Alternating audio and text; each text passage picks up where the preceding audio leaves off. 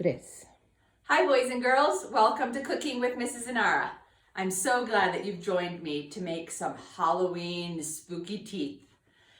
To start off, I wanted to tell you, look at me, I'm ready for Halloween. Maybe you want to get something and put on a Halloween outfit or a Halloween hat like I did. You can be a witch. Look, I even put on some Halloween witch earrings.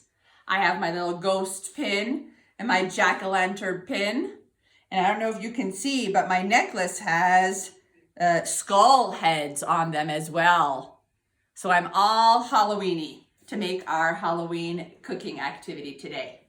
First things first, before you ever start cooking, we need to have clean hands. So either go wash your hands in the sink or use some alcohol gel and rub your hands well on the palms, on the outsides. Remember how we've talked about washing our hands in the middle of your fingers. You want to do your fingernails. Don't forget your thumb.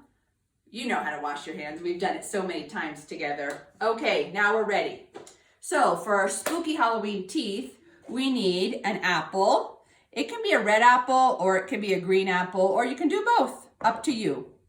You need some mini marshmallows.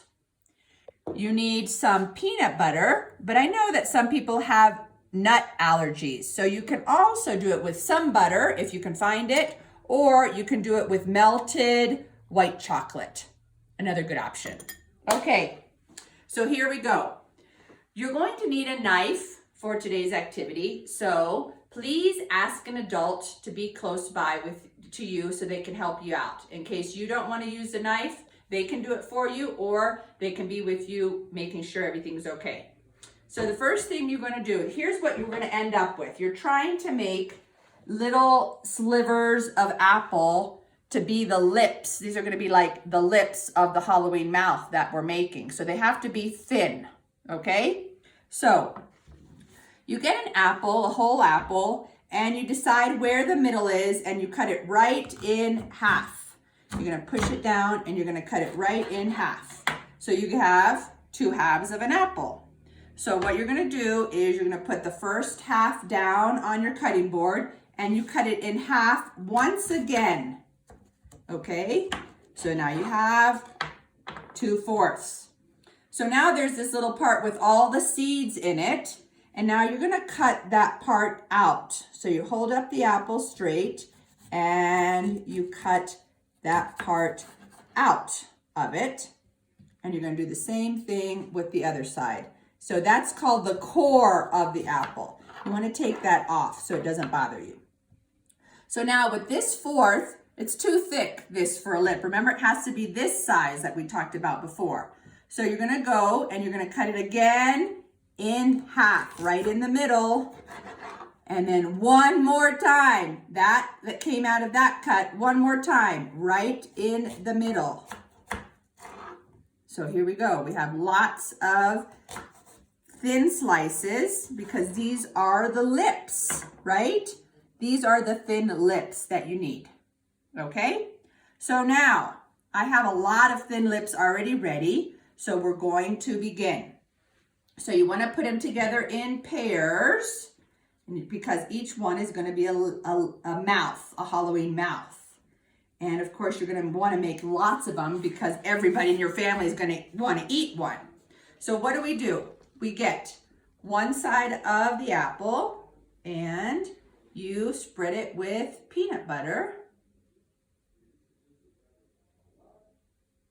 Okay, and now you're going to get the marshmallows and stand them up.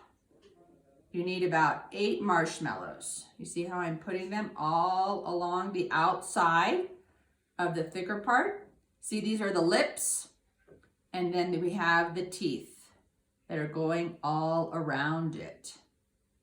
You got it? So we have 6, maybe one more.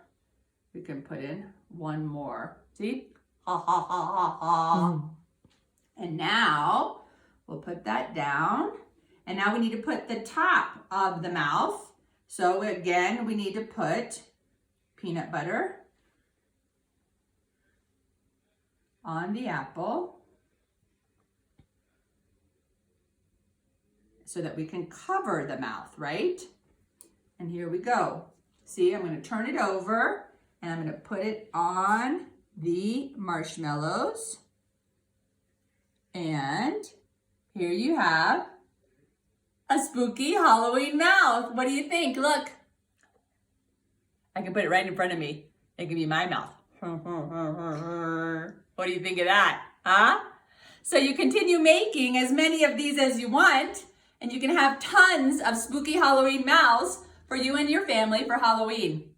I'm so glad you joined me today for making this yummy cooking activity. I can't wait to see everybody on Saturday when you come by school for the drive-through trick-or-treating.